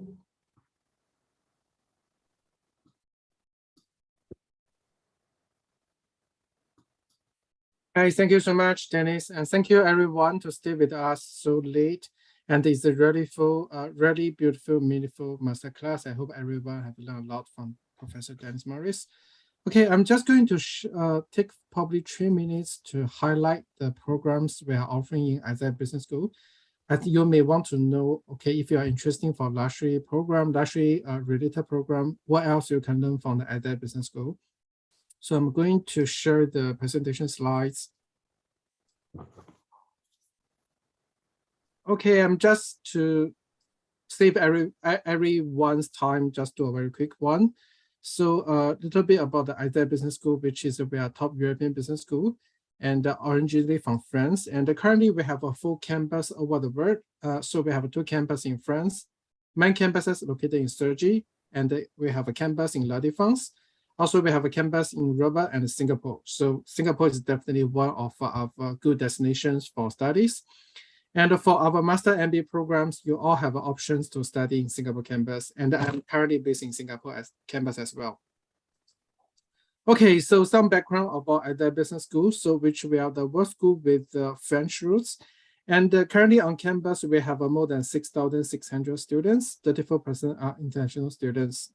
And they are coming from more than 100 countries. And in terms of the alumni-wise, globally, we have more than 62,000 alumni over the world, which are 400 alumni located in Singapore and 1,300 alumni located in Asia Pacific. Okay, and followed by our programs, and especially for the international students, you have quite a lot of options to choose the program.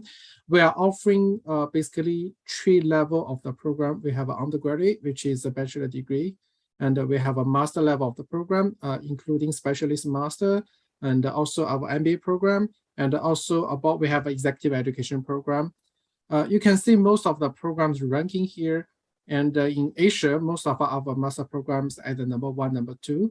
And globally, our specialist master, also our signature program, flagship program, Master in Management, which is a clinical program, have a very good ranking, which is latest ranking, which is number 6 in Financial Times.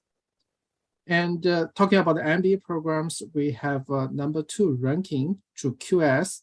And in the worldwide QS ranking, which is number 27. Okay, so back to the topic. If you want to study luxury-related topic, which program you can study from ESSEC Business School? And actually, they have 3 programs you can study through in the different level. The first program, which involve about the luxury-related subjects, is our signature program, Master in Management. The short name is the MIN program, and the French name is the Granico program. So this is our flagship program. It's very flexible. And for this program, you will basically study 2 to 3 years, depends on how you want to design your own studies. So luxury field is one of the options you can choose. Besides that, also you have options to do the double degree. You can do the exchange degree in your master degree second years. And talking a little bit about the international exposure. So through this main program, you have an option to do 11 double degrees with our university partners over the world. And you will also have chances to do exchange program with 105 partner universities over the world. Depends on where you want to have a future careers. It depends on your own interests. You can pick up the university from Asia, from Europe, from Americas. Okay, and okay, so if you are interested from the luxury related subjects, under this main program, we have chair programs. So chair programs means the university, which is a business school, at the business school will work with the companies very closely, and we are offering such chair tracks for the students. And you can see from here, we have a total 21 chairs under the different major and the different industries. And if you are interested for the luxury, you can pick up the luxury and beauty chairs, which we are offering every MA chair. And also we have a leading beauty brand chair, which is under Estée Lauder. And relevant, also you can pick up the leadership and diversity chair, which is offering by Orville. Especially, I want to highlight, especially for this LVMH chair, we launched this chair since 1995. So we are successfully running this chair for more than 27 years.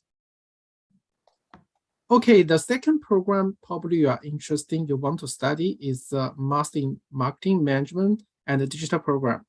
And this program is only delivered in Singapore campus. And this program established by 2017. And a lot of these programs only have a 4-5 years history, but the program have a very good ranking through QS, which we are #1 in Asia, #4 worldwide.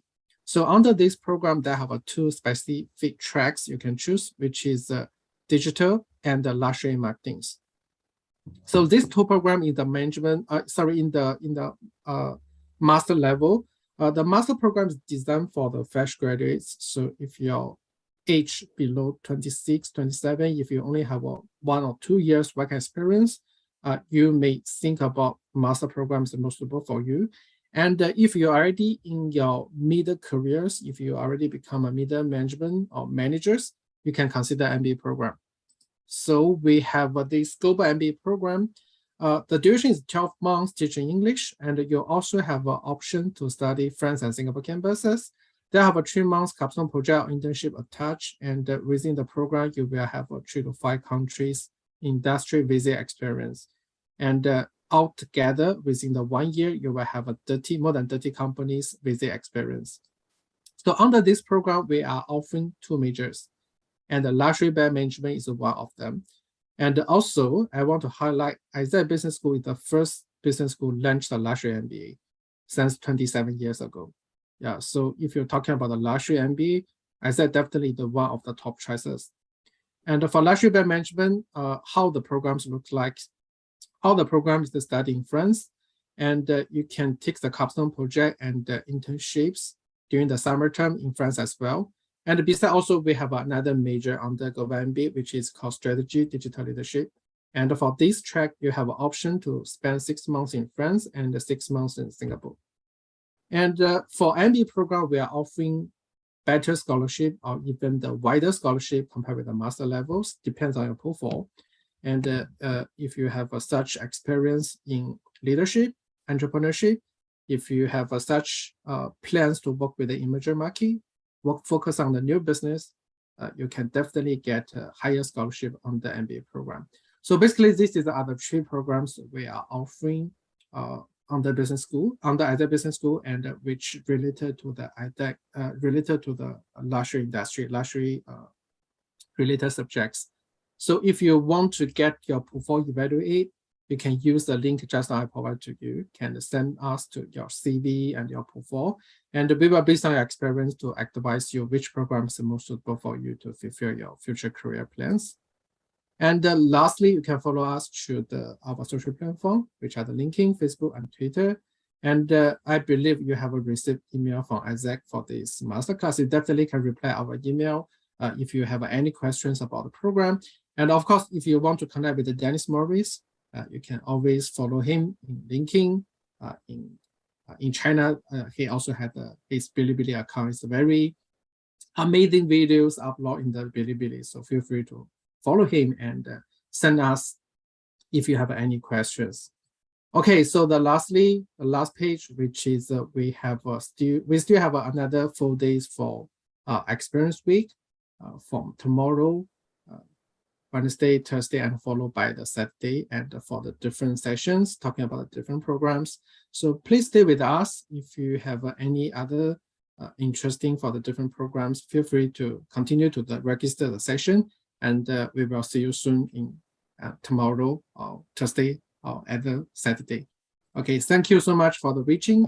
And by the way, this session has been recorded, and we will upload to our social platform very soon. So if you miss any part of the sessions, don't worry. You can always back to us to watching the recording session later on. Thank you so much. And thank you so much for Professor Denis Moritz. It's a really wonderful sessions you have provided to us. Thank you, everyone. Thank you so much. Bye-bye, everyone. Have a good night. Bye.